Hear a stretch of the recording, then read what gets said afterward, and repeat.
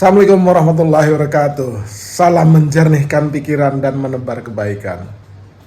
Kawan baik, babak-babak drama politik terus berlanjut dalam menyambut Pilpres dan Pemilu 2024 mendatang. Salah satu drama yang akan menarik perhatian kita adalah putusan Mahkamah Konstitusi tentang batas usia capres maupun cawapres yang digugat. Jadi tadinya batas usia 40 ingin digugat menjadi 30. Jadi usianya diturunkan gitu. Nah, beberapa pihak menggugat ke MK dan ini dihubung-hubungkan dengan kans atau rencana atau dukungan Gibran Rakabuming Raka, putra Presiden Jokowi yang digadang-gadang dan dicalonkan menjadi cawapresnya Prabowo. Jadi spekulasi ini kemudian menjadikan putusan MK itu memang dianggap khusus ya menjadi skenario untuk melapangkan jalan Gibran Rakabuming itu menjadi cawapres, karena Mas Gibran kalau tidak salah ya usianya masih 34 atau 35 gitu. Jadi kalau misalkan itu tidak dibatalkan batas usia 40, jadi Mas Gibran itu ya gugur gitu. Tidak bisa ikut kontestasi karena tidak memenuhi syarat. Nah, upaya gugatan batas usia capres cawapres inilah yang kemudian dianggap oleh begitu banyak pihak dan publik ini adalah skenario Pak Jokowi dan para pendukung Gibran, juga para pihak yang menginginkan Gibran jadi cawapresnya Prabowo gitu. Nah, dinamika ini kemudian dianggap bahaya ya dan kritikal. Salah satu yang menganggap suasana ini atau putusan MK ini dalam kondisi kritis dan membahayakan itu adalah tokoh LSM yang punya legenda lah gitu, Mas Hendardi. Mas Hendardi ini dulu di LBH, kemudian sekarang di PBHI, dan sekarang ini di Setara Institute. Kata Mas Hendardi, jadi putusan ini jika diloloskan ya ini adalah menjadi putusan yang menopang dinasti Jokowi di dalam politik gitu. Sebagaimana kita tahu dan publik juga tahu, inilah presiden yang punya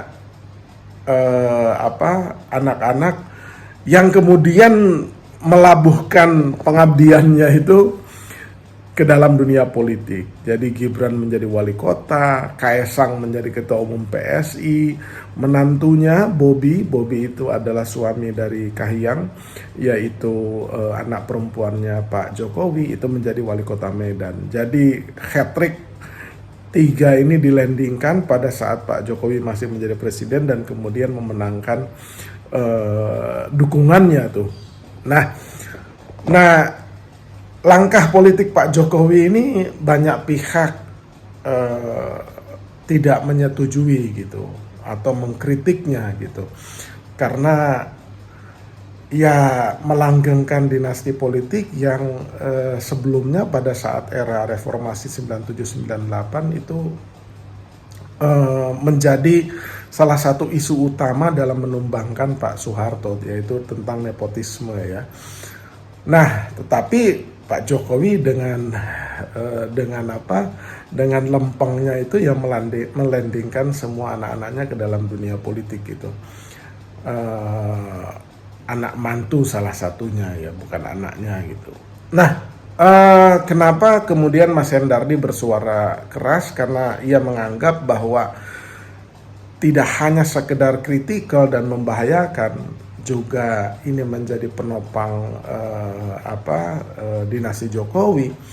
Ia menegaskan bahwa putusan MK yang seharusnya punya dignity, punya integritas dalam membela hak-hak konstitusional warga negara, tetapi kali ini bisa dipandang sebagai mahkamah yang menopang dan melanggengkan nafsu kuasa Jokowi. Itu keras sekali Mas Hendardi itu.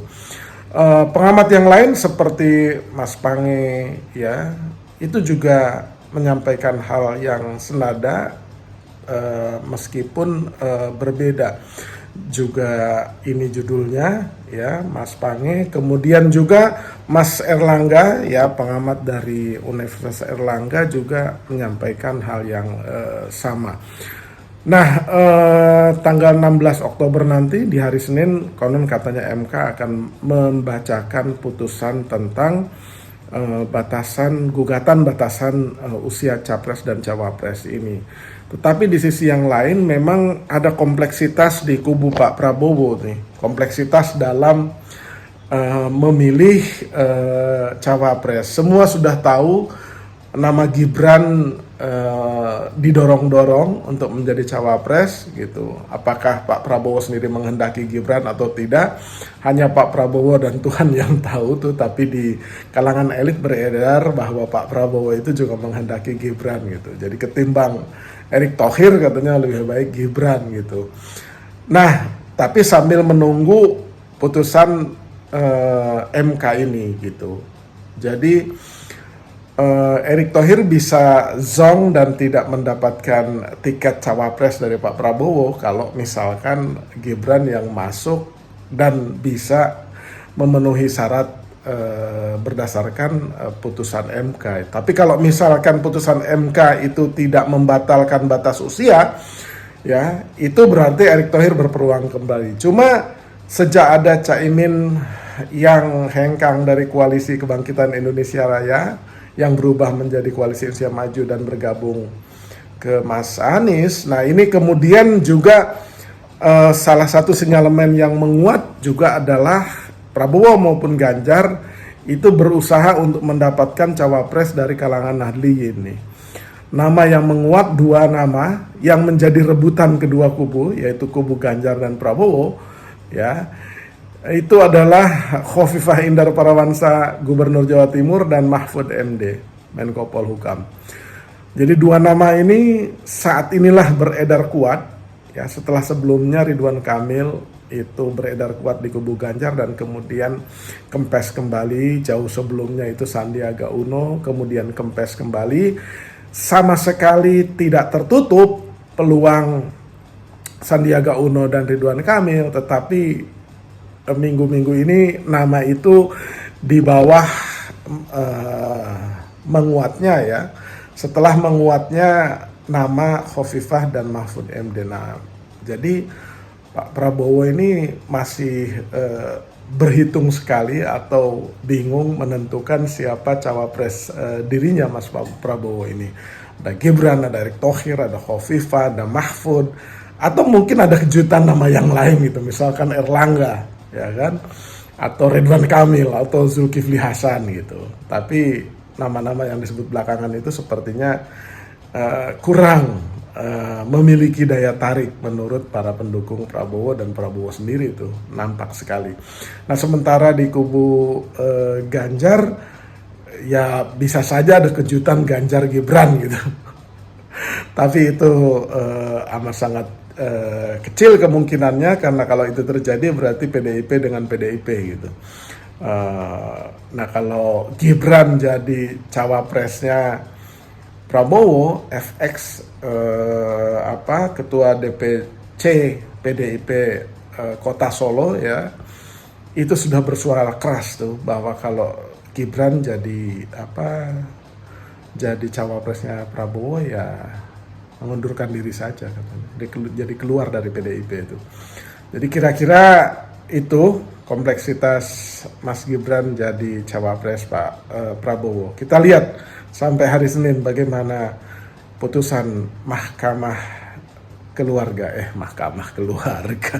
Itu karena ada guyonan di Twitter tuh. MK ini katanya sudah berubah jadi dari Mahkamah Konstitusi menjadi Mahkamah Keluarga tuh.